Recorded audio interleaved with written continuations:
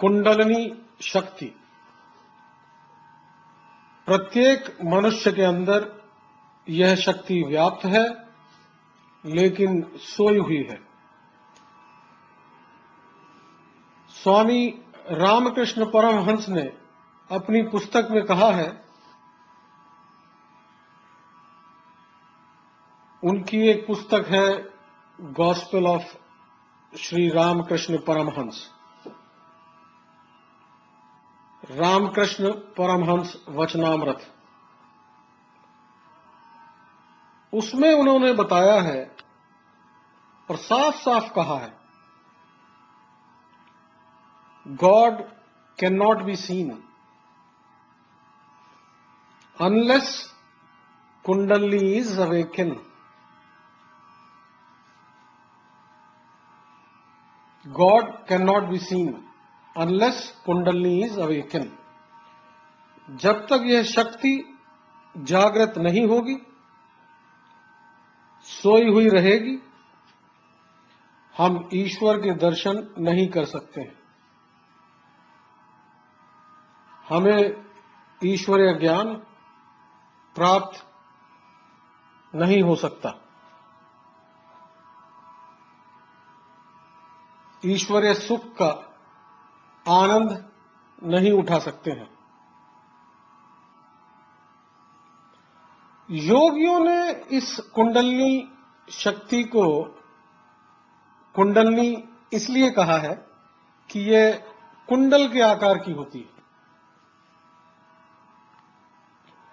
कुंडलिनी अर्थात घेरे के आकार की, गोल, और मनुष्य के आधार में यह रहती है। इसे मूलाधार चक्र भी कहते हैं। योगियों के अनुसार यह 3.5 कुंडलिनी या कुंडली सर्पल्य आकार के अनुसार मूलाधार चक्र में उपस्थित होती है। तो जब तक यह शक्ति जागृत नहीं होगी, ईश्वर के दर्शन नहीं हो सकते हैं। God cannot be seen unless Kundalini is awakened. One cannot attain. कोई व्यक्ति प्राप्त नहीं कर सकता क्या? भाव, भक्ति, प्रेम एंड सो ऑन।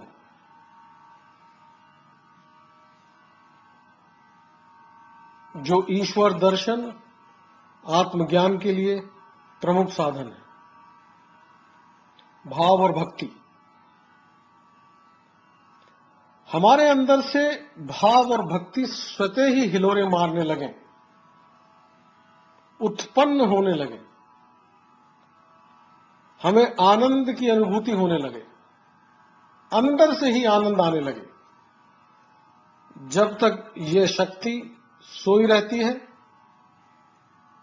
तब तक कुछ ना होने वाला है।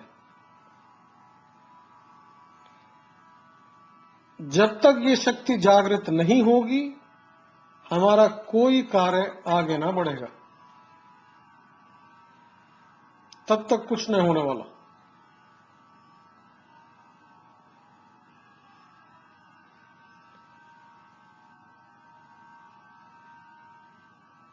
हमारी प्रार्थना में भी बल नहीं मिलता है। यदि ये शक्ति जागृत नहीं है, तो हमारी जो प्रार्थना होती है, जो हम ईश्वर के प्रति आसक्ति उत्पन्न करते हैं, प्रार्थना करते हैं, उसमें भी हमें बल नहीं मिलता, आनंद नहीं आता। मंत्र जपते हैं, प्रार्थना करते हैं, मंत्र जपते रहते हैं, खूब मंत्र जपते हैं, पर आनंद नहीं आता। हां, कोई विरला प्रहलाद जैसा हो जाए कि गति से रगड़ करे कोई जोई, अनल प्रगट चंदन से हुई,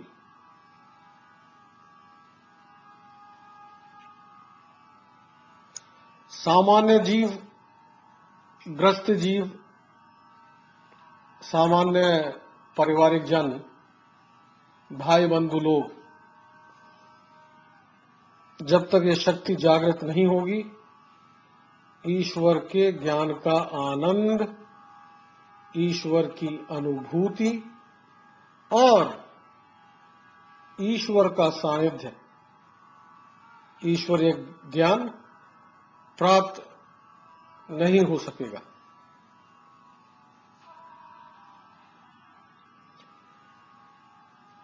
इस शक्ति को जगाना होगा।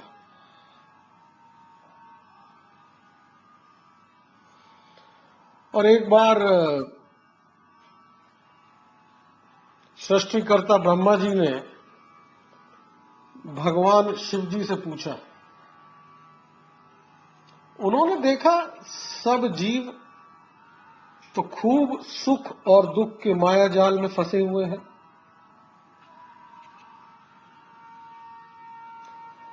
सर्वै जीवा सुखै दुखै माया जाल निवेष्टिता। सब जीव सुख और दुख रूपी माया जाल में फंसे हुए हैं। कोई दुख के माया जाल में फंसा हुआ है तो कोई सुख के जाल में फंसा है, आनंद में नहीं है। हाँ, सुख होना एक अलग बात है, सुख के सारे साधन हैं, सारी वस्तुएं हैं, वातावरण, उपकरण, सब कुछ बना लिया, उससे कुछ नहीं होने वाला। सुख का वातावरण होते हुए भी, रमणीक वातावरण उपस्थित होते हुए भी, सारे सुख के साधन होते हुए भी, अगर अंदर से आनंद नहीं आ रहा है, अंदर से हिलोरे नहीं उठ रहे हैं, तो सुख के सभी साधन होते हुए, रमणीक वातावरण होते हुए, हमें यह रंच मात्र भी उस आनंद को प्राप्त नहीं करा पाते।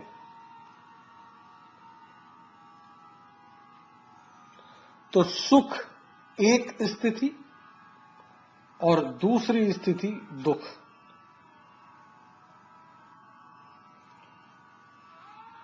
कोई हमारी बात नहीं मान रहा है,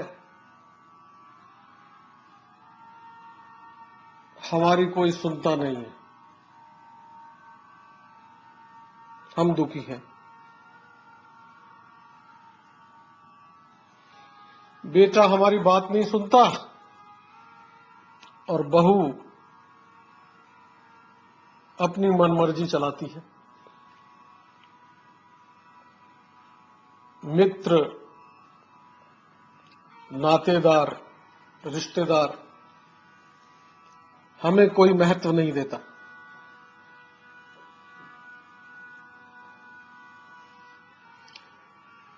तो सुख दुख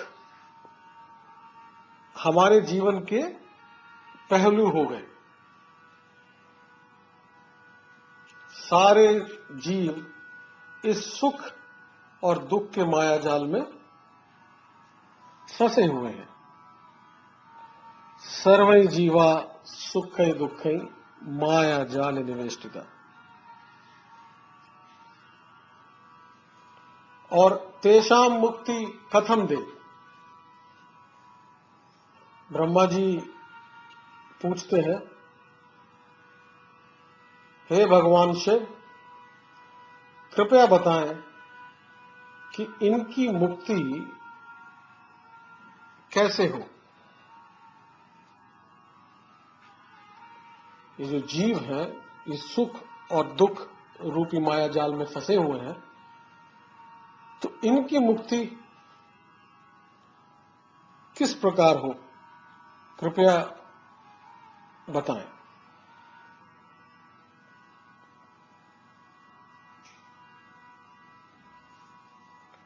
ऐसा नहीं कि मर गए और मुक्ति मिल गई, सारी चीजों से छुटकारा मिल गया, नहीं, आगे सब कुछ भी मांग रहे हैं। मनुष्य का जीवन मिला है, सब सिद्धियों का भी हम उपयोग कर लें, हम सारे कौतूहलों को जान लें, सब सिद्धि हमारे मार्ग में आ जाएं, ऐसा कोई उपाय बताइए। सर्व सिद्धि कणम मार्गम माया जाल निकंदकम।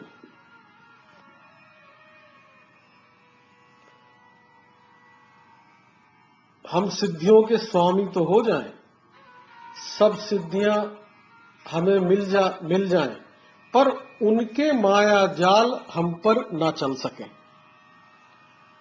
माया जाल का आक्रमण ना हो पाए।